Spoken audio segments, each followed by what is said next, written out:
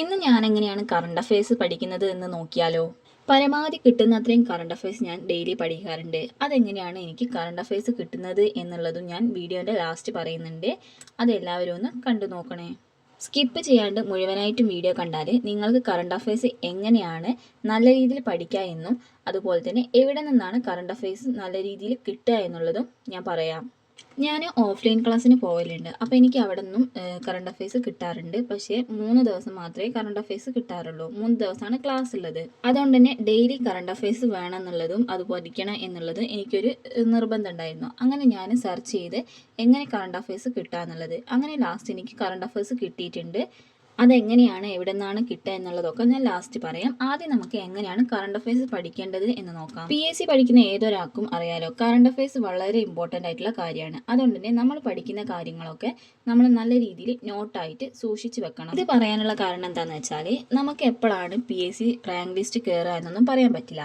ചിലപ്പം വേഗം തന്നെ കയറാൻ, ചിലപ്പോൾ കുറച്ച് ടൈം എടുക്കും. അതുവരെയും നമുക്ക് ഈ നോട്ടൊക്കെ സൂക്ഷിച്ചു വെക്കണം. അതുകൊണ്ട് ന്യൂസ് പ്രിൻറ്റിലോ ഒന്നും എഴുതാണ്ട് നല്ലൊരു നോട്ട് വാങ്ങിയിട്ട് അതിൻ്റെ അകത്തേക്ക് ഡേറ്റ് ഇട്ടിട്ട് നല്ല രീതിയിൽ എഴുതി വെക്കുക.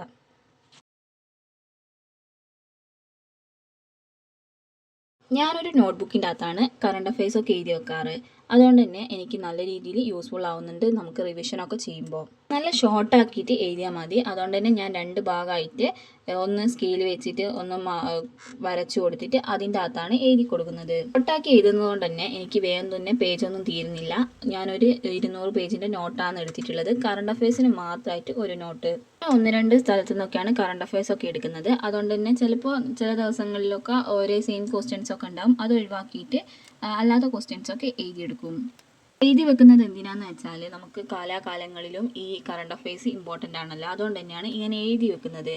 ചിലപ്പോൾ നമുക്ക് അന്നേരം ഈ 2026 ചിലപ്പോൾ ഈ ജൂലൈ മാസത്തിലെ കറണ്ട് അഫയേഴ്സ് ഒന്നും പെട്ടെന്ന് കിട്ടിയെന്ന് വരില്ല. നമുക്ക് ഈ നോട്ട് എടുത്ത് നോക്കിയാൽ നല്ല രീതിയിൽ അതൊക്കെ കിട്ടും.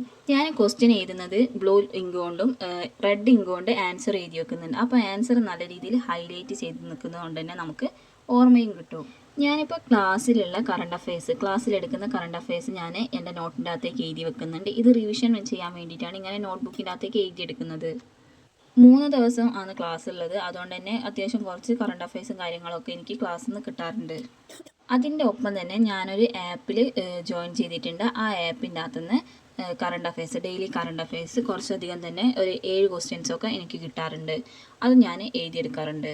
ഈ ആപ്പ് കയറി ആദ്യം തന്നെ ക്വസ്റ്റ്യൻസൊക്കെ ഒന്ന് ചെയ്ത് നോക്കും. നമ്മുടെ ഓപ്ഷൻസൊക്കെ വെച്ചിട്ടുള്ള ക്വസ്റ്റ്യൻസാണ്. അതിൽ ക്ലിക്ക് ചെയ്തിട്ട് ശരി ഉത്തരത്തിന് ഗ്രീനും അതുപോലെ തന്നെ റെഡും അതൊക്കെ എല്ലാവർക്കും അറിയാലോ, അങ്ങനെയാണ് ഉണ്ടാവുക. എന്നിട്ട് ഏതൊക്കെ ക്വസ്റ്റ്യൻസാണ് തെറ്റിയത് എന്ന് നോക്കും.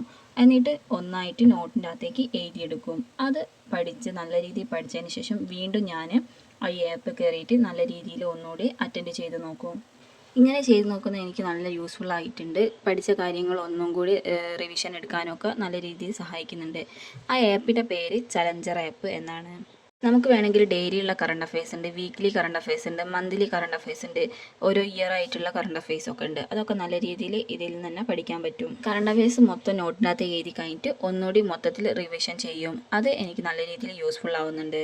എന്നിട്ട് ആപ്പ് കയറിയിട്ട് ആപ്പിലുള്ള ക്വസ്റ്റ്യൻസ് ഞാനൊന്ന് അറ്റൻഡ് ചെയ്ത് നോക്കും. അപ്പോൾ എനിക്ക് ഡെയിലി ഉള്ള കറണ്ട് അഫയേഴ്സ് നല്ല രീതിയിൽ ഓർമ്മിക്കാനും അതുപോലെ തന്നെ നല്ല രീതിയിൽ റിവിഷൻ ചെയ്യാനും പറ്റുന്നുണ്ട്. ഇത് നമ്മൾ മന്ത്ലി റിവിഷൻ ചെയ്യുമ്പോൾ ഒക്കെ നല്ല രീതിയിൽ യൂസ്ഫുൾ ആവുന്നതാണ്. കാരണം നമ്മൾ നോട്ടിൻ്റെ അകത്തേക്ക് ഡെയിലിയുള്ള ഫുൾ കറണ്ട് അഫയേഴ്സ് കിട്ടാവുന്ന അത്രയും കറണ്ട് അഫയേഴ്സ് നമ്മൾ കളക്ട് ചെയ്ത് വെക്കുന്നുണ്ട്. അത് റിവിഷൻ ചെയ്യുന്നുണ്ട്. അത് നല്ല രീതിയിൽ ചെയ്ത് നോക്കുന്നുണ്ട്.